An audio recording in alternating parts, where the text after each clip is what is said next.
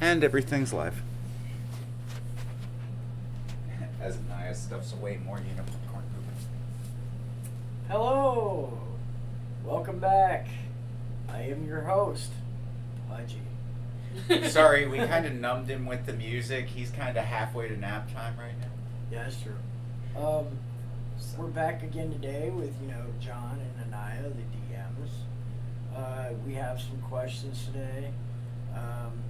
Iakwe, I believe his 14-year-old daughter posted a few questions, so I'm going to ask those and see if I can get them some good answers to go along with those good questions. And as always, feel free to hop into the chats and ask your own questions while you're at it.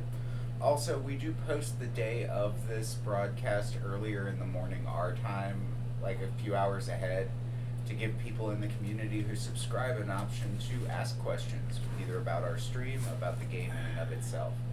Mm-hmm. So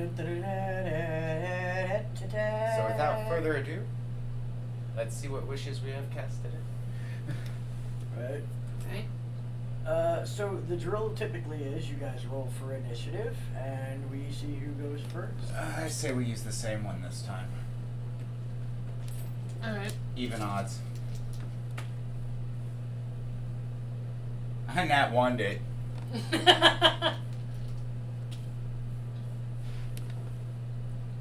So did I. No, that's a 7.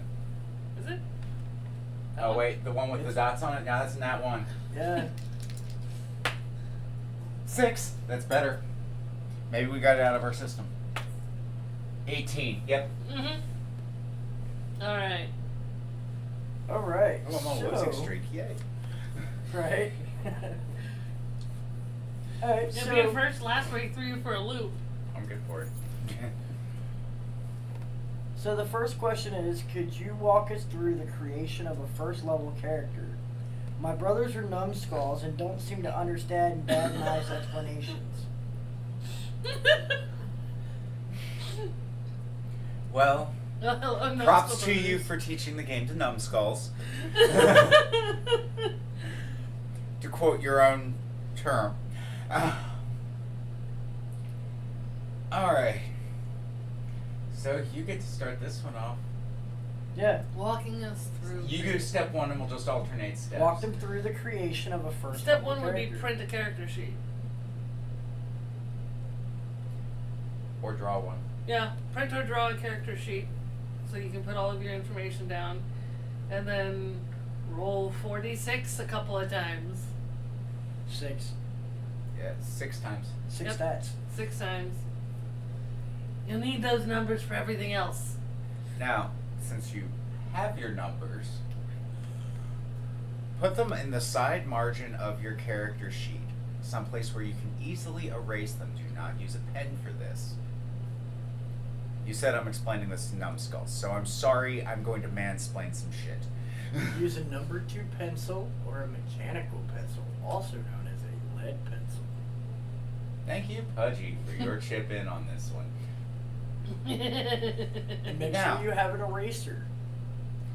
Next step is to go through and think about the character that you want to be. Do you want to be a Kung Fu Panda? It's possible. There are totally rules for it. And worst case scenario, you could put a werebear template on a character and call them a panda bear and it would work just as well. Mm-hmm. At which point they could totally just stay in their bear form and go Kung Fu Panda about shit. Just make them a monk. Way of the fist. If you want to be a very angry fairy who's tired of being picked on for their size, go barbarian with it. Imagine a fairy with strength of 20. Pudgy dreams of things like this. Yeah. I've also dreamt about having like the tiniest character being like an insect, and having a tiny insect that's a full-blown barbarian with a strength of 20. I don't like you, door. What? They shut the door in his face and it breaks. Right. His face was stronger than the door. Right. But you think about the idea of the character. You've got numbers that you can put in afterwards. So, what do you want to play? Do you want to use magic? That's the next step, is figure out who you want to be this time. Yeah, yeah. I mean, if you're like me, you find yourself in a class that you really like. My redemption pallies. Yeah. One of these days you and I need to PvP a one-on-one. One of your redemption paladins versus my Kenku. I'm bringing Sarah Heth. At some point I hear the words "redeem this" coming out of Clarice's mouth.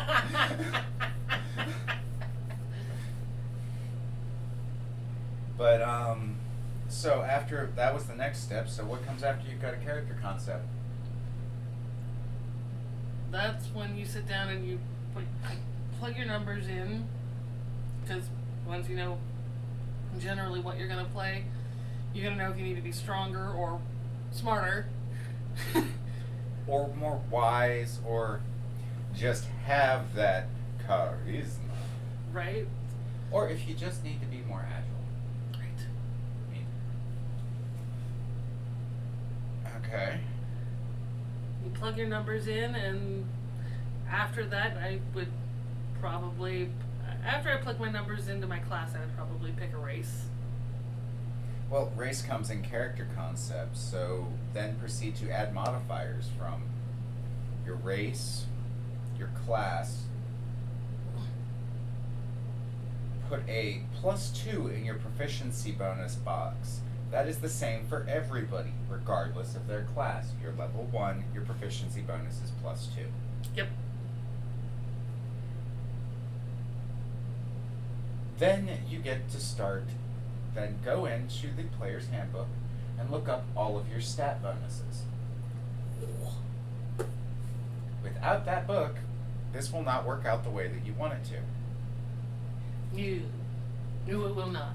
The other really simple way to do this is to go online and sit them down in front of one of those character builder websites. There's one in the DM's vault that's actually really good if you're creating a level 1 character. You won't miss anything. It's idiot proof. Hint, hint, nudge, nudge.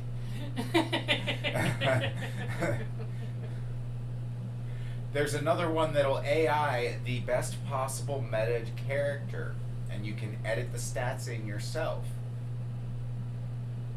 and roll them yourself if you want to give them a little bit more hands-on. But for numbskulls, because from that point, once you've got all your numbers set and your bonuses, you just add it all up, put everything where it's supposed to be. It's all explanatory. Basically, you just read through the front of the player's handbook and follow the instructions word for word, step by step. After you've got that, then think about your background. Where did you grow up? Were you a farmer? Were you a noble's daughter who hated being money?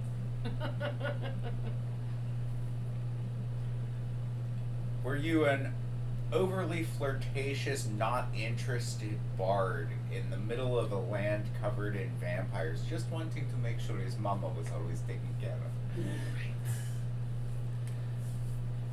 Like, who are you? Why'd you go adventuring? Well, my family's poor. Not anymore. Money's a great driving force. Yeah, that's the cat's tin sleep ball. That's adorable. She likes it sometimes. Okay, so that from there, it's just flavor. Put your equipment where it needs to be based off of what it tells you get in the quick start for a level 1 character of whatever class you pick. And then you've got a level 1 character. But the biggest piece of advice that I can really give to any brand new level 1 player is sit down with your DM and talk to them about your character and walk through it and listen to what they're telling you. Yeah. Yeah. We've had some minor adjustments to all of our characters just on DM's advice. For survival purposes. Hmm? We don't want to kill you, but it can totally happen. Kalora's intelligence was almost a 4. I said no because at that point, Wisp would have killed Kalora. Actually, it's a given that on Nox Vitalia, nothing that is sentient or a life form actually has an intelligence below an 8. Nice. The reason for this is really simple. If you have an intelligence below an 8, you're gonna be eaten by something. Yeah, I almost ran with that 4 when I rolled it. I was like, you saw the look on my face of, oh no. Yeah, you couldn't have put, because you were going to use intelligence for your dump stat. No. Right. Speaking of dump stats, Uh-oh. the next question is, what is a dump stat and why is it important? Your dump stat is where you put the lowest of those little numbers that you rolled. It's the least necessitous for your player's well-being. I'll be right back. Whereas Alright. most This of my is taking a minute. paladins have high intelligence, high charisma, high wisdom. I usually make it so that they aren't all of that dexterous. I mean, the heavy armor and everything, they already get disadvantage on their dexterity stuff, so I tend to dump their dex. Fair. As to why it's important, well, it's important for a lot of reasons. I mean, first of all, you have the flavor of a character. If you are absolutely awesome at everything, I mean, you're the shit. You've got like, if your lowest stat is like a 13, so you've got at least a +1 or +2 bonus in everything. And you rolled a couple of 18s, and then because of racial bonuses, you get pumped up to a 22 or a 20. It gets weird, and like, if all of your stats are really high and you have all those bonuses, you're basically Superman. Yep. A dump stat makes it so this character's more real. Because the intelligent, bookish guy who has more muscles than God is absolutely charismatic, dexterous, and everything that is Prince Charmant is just not. It's not realistic. If that person existed on this planet, I will tell you honestly, I would probably hunt them down and shoot them just on the basis that should not exist. Right. Having a dump stat gives your character somewhere to grow from. Exactly. It gives them a challenge, something they're not good at. Kalora is not good at brain things. Not terrible at brain things, to be fair, but definitely not good at them. Don't ask Larice to carry much more than what she currently is. My dump stat for her was totally strength. Now, she'll take that dagger and she can walk up one side of you and down the other with it. Her wisdom score's high enough for her to have multi-classed as a cleric. Her intelligence, I technically could have taken her wizard as well, and with the way meta magic works, she just knows how to amplify everything. Mm-hmm. And empower it all. So, she's kind of a beast healer if I need her to be, but she's also a beast caster if I need her to be. Yep. But ask her to break down a door, and I better roll a nat 20.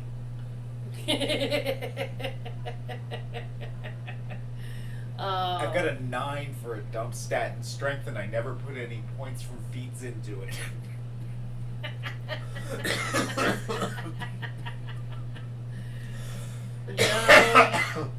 Nor will I. Yeah, so Kalora doesn't do much of the thinking for the group, and Larice doesn't do much of the lifting. Yeah. But if you need a little bit of help on figuring some shit out, or you need a little bit of wise guidance in the multiverse, as it were, and with with Clarice's background, great. Right. Like, she's totally there for you. If you need somebody to finagle and tinker their way into making some fucked up thing, like I'm working on figuring out a way to explain her making a blowtorch. I don't want a nuclear bomb. I already know how to make those. That's easy. And no, you don't need to be an artificer to do it. You just have to know how to use alchemist's kits. Right. Don't worry, there will be a tutorial during the Foodies in Space at some point or another, I promise. Eventually, there will be a tutorial. Probably in the next few episodes. Right? I mean, it might be a few months out, but it'll happen. Right. Other reasons dump stats are important, other than the realism of not being good at everything. You're never going to roll all high numbers, and you need to know where you can put a crap number. As a rule, the last place on Earth you ever want to put a dump stat is Constitution. Yeah, no, I've done that Welcome before. back. It's a bad idea. Oh, I'm sorry. Okay. Tell me later. We are definitely ready for the next question, though. 1 second. Pull that up. Not that. Next question is, what is a spell DC? Okay. Spell DC. Every time that it says saving throw in a spell description, and it says it's a dex save, a constitution save, strength save, whatever, Mm-hmm. the difficulty is based off of the spellcaster. That's what that number is for. Yep. It's charisma plus 8 plus your proficiency bonus, your charisma or your charisma bonus plus that. And it's literally there to say how good you are at making it so that your spell is more powerful than their resistance, how hard you are to resist. Yes. And let me tell you what, it's possible to be simply unresistible. You're so unresistible. Especially if you got DMs like me that don't mind stats going above 20. There are items that'll make stats go over 20 if you do it right. Right?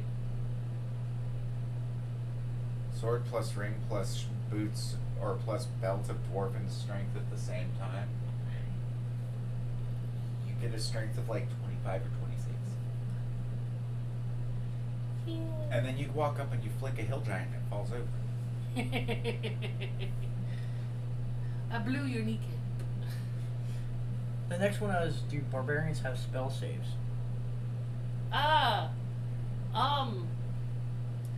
Some of them. I believe Path of the Storm Herald has a couple of. Places where they do get elemental resistances. Yeah, and they get a little bit of magic.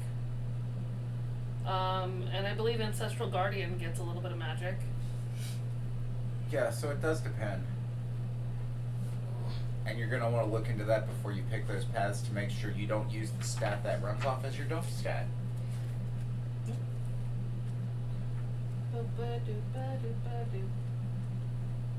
Designing complex traps. Yeah, I like that chapter. Yeah, me too. This is good life.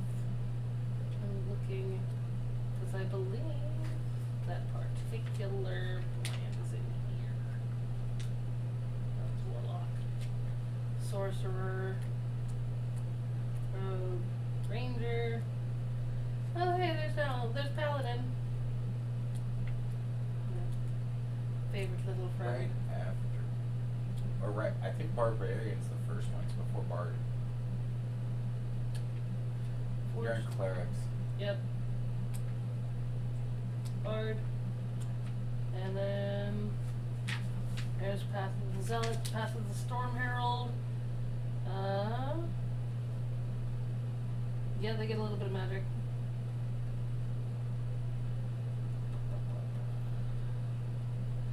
all of it focused on creating their storm aura, though.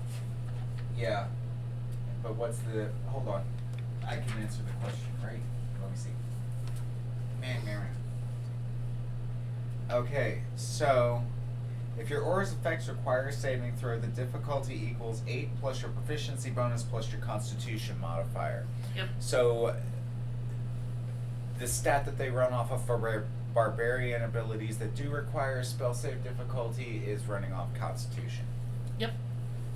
So you don't even have to worry about the dump stat thing. Books. If you're playing a barbarian, it is entirely probable that you will be able to do just fine if your charisma is your dump stat.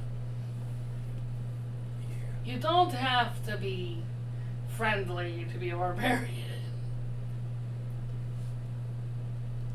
Or you could be friendly and people just be repulsed by you. Right? The next question is, I'm currently rolling up a Palabarb whose paladin oath is the vows he made to his wife before the Morrigan for a campaign in which said wife is missing. Any advice? Oh. Ooh. Well, you're the... Vow of vengeance, for starters, because they stole his wife. Yeah. I mean, Ironically, Morrigan's traditionally death, war, and the hearth. yeah. And a good reason for a man to go to, or for a person to go to war in her eyes, would be destroying the home. But would his wedding vows be oath of vengeance or oath of devotion? Oath of devotion would also work too. Yeah. Because technically, he made his oath to his wife before the Morrigan. Well, that would actually, you could put a dark twist to it at that point. I mean, they're not breaking their oath, so they won't hit the oathbreaker part of a paladin. It is a oath of devotion. They are perpetually devoted to their spouse. You're right. So, Just picture the Morrigan appearing and being like, "Why are you still in your house? Go find her." yeah, and you can put a more dark twist to it. I would offer up that a favored weapon for that particular paladin would be the spear. Yeah. Yeah.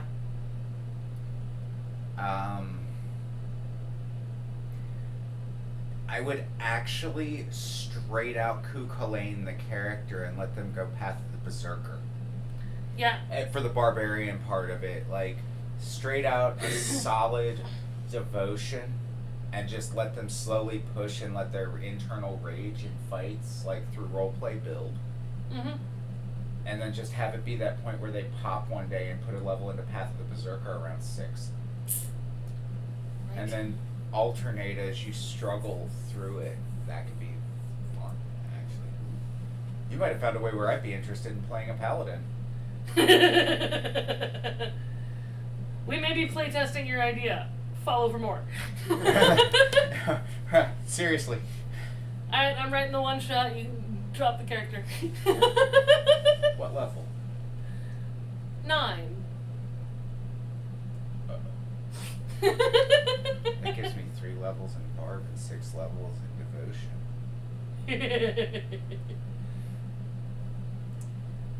Okay. That way you could actually pop your Path of the Berserker. Yep. Yep. Okay, we are out of pre-generated questions. Was that the last of the pre-generates? I think there might be one. Oh. The next generated question is there anything you wish you knew the first time sitting down as a player that you were too nervous to ask? Oh, Jesus, there's a list. You first, and we'll just go back and forth on this. You too, Pudgy, if you want to kick in on this one. Let's see, my first time at my very first playthrough table. Oh my god, the things I was afraid to ask.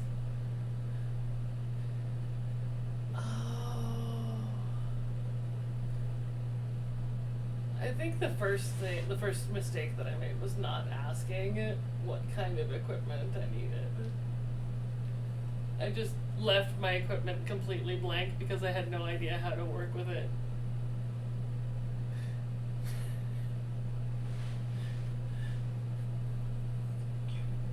Thank you, Tawny, for helping me figure that out.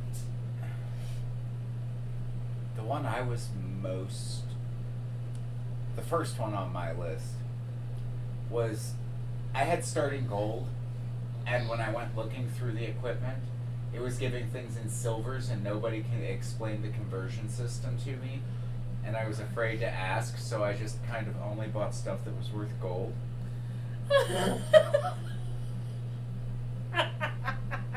It had to break even on gold because I didn't know how to make change. And for that information, it's 1 gold is 10 silver is 10 copper. And a platinum is 10 gold. Yep. An electrum is 5 gold. Most campaigns don't use Electrum anymore. Fair. Mine should. It's in space. I think since it's 5 o'clock and we're currently out of questions, we should probably go to a quick You need a bio break? yeah. We're gonna take a bio break and go breathe. We will be back momentarily. Please feel free to hit up the chats. Yes. Ask more questions. We've already run out of questions from the comments section of the announcement. We tried. We talked about it for like half hour. Yeah. Including the ever popular send the numbskulls to the fast character creation website and then print out the answers and make them write it, copy it all down onto a basic character sheet. Because if you do it that way, you know the numbers are right. Right. We do need to switch over because I need to get a hold of the child. So we will be back in just a bit. And until then, enjoy the music.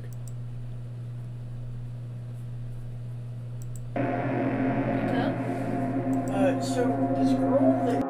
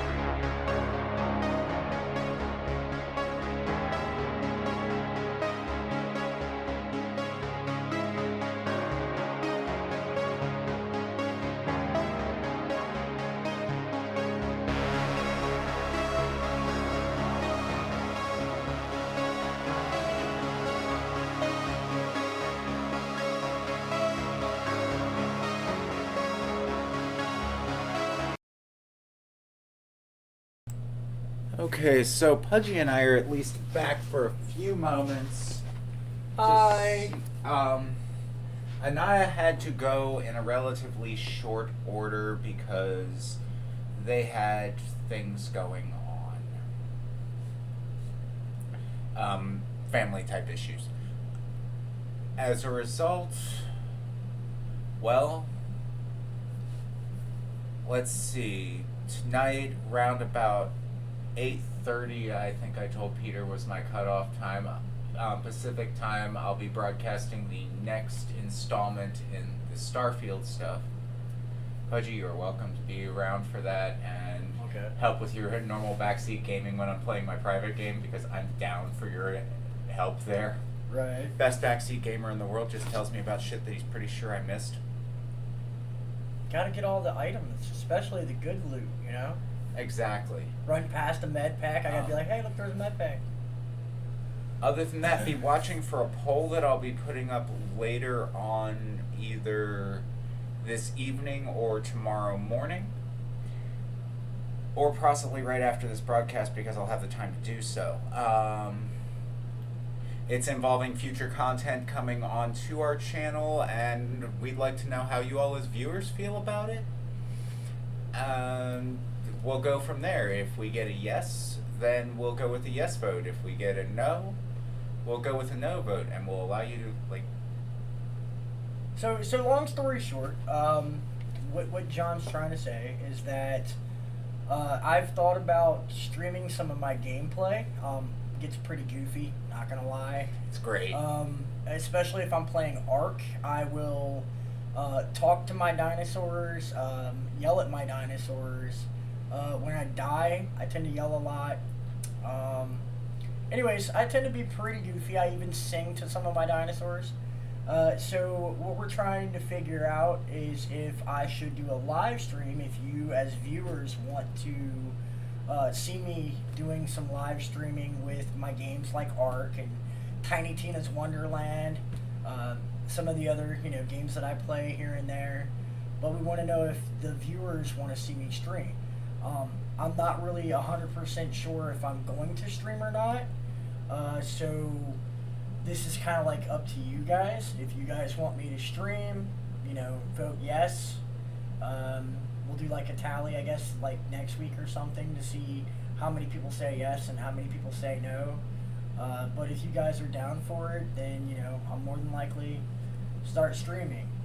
I've thought about doing it in the past, but never really had like the extra oomph or motivation to do it. So maybe you guys can give me a little bit of extra oomph and motivation. Other than that, I think that due to the factor that it's just us, we're going to go ahead and end the broadcast a little early today. Unless somebody has questions they want to ask in the chat real quick before we take off. I mean, we can sit here for maybe 5 minutes and wait to see if someone wants to post, a question or two. We'll go from there. I think there's like one other question that was on there from Iakwe's daughter. Okay. Let me see here.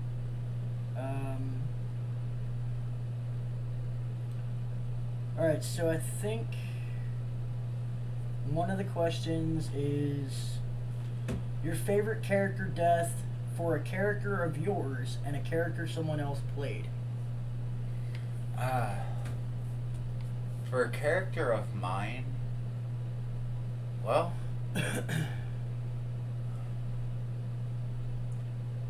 honestly,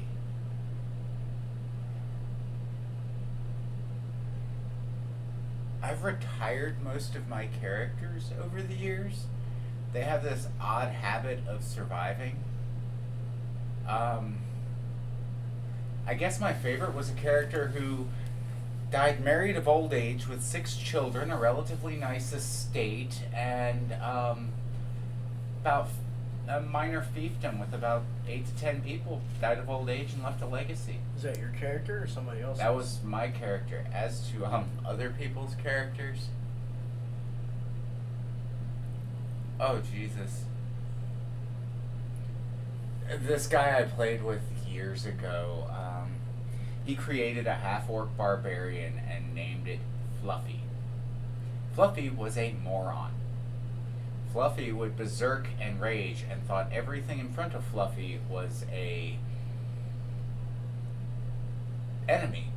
So, at level 15, having learned to trust his companions, Fluffy went into a rage, pissed off at everybody, including the party, tore up one side of a mountain and down the other, and created what was known as Fluffy's Trail, which abruptly ends off of a 4-mile high cliff. If one climbs to the bottom of the cliff, they find Fluffy's crater.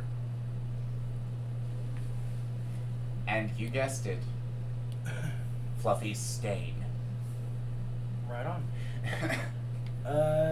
Me personally, I haven't had any character deaths, nor have I, witnessed anybody in this campaign or any of the other campaigns dying yet. I say yet because, yet's a keyword. It's possible. So, the only character that I think I kind of missed, kind of went into retirement, but it was the character that I used for the St. Patty's Day one-shot, which was Bruce Fang. I kind of missed that character just because, one, he was a bat, two, it's quite obviously, who I was creating when I created that character. But I think I missed the factor that he was literally like a detective. He was trying to focus on everything, find clues and work with the clues, and I enjoyed playing that character. I enjoyed going into his mind sight, so to speak, and seeing everything through his eyes and going down through the clues and being like, okay, well, here's the list of the information that I have that I know is fact. Here's the list of the information that I think I know, and it's all got question marks on it, and then this is the outcome of all of these facts and possible questions. And I enjoyed where I got to the point, and at the end I won the crown because, well, I had completed the quest, which was to figure everything out. So yeah, that's my take on it. But on that note, I don't see any more questions being posted. None in the chats. I'm checking the current chats. I'm checking the community. Okay. I'm actually checking the comments. As far as the comments go on here, and there aren't any. Even for Buy the Dice, there aren't any additional questions. So, with that, we're hoping that this was helpful. I'll try and post the link to that level 1 character creator that I mentioned into the description later on today, probably. That way you can just fix the numbskull problem without bashing your head against a wall. So check back into this video and its description. I'll probably also post it to the community, just because having those kind of resources where they're readily available is a lot easier. And other than that, as always, we love you guys. Please remember, like, share, subscribe, take hostages. Piracy is a thing. Yep. Have a good night, guys. Stay tuned for our Sunday episode of Nox Vitalia. And I'll be back later tonight with more Starfield.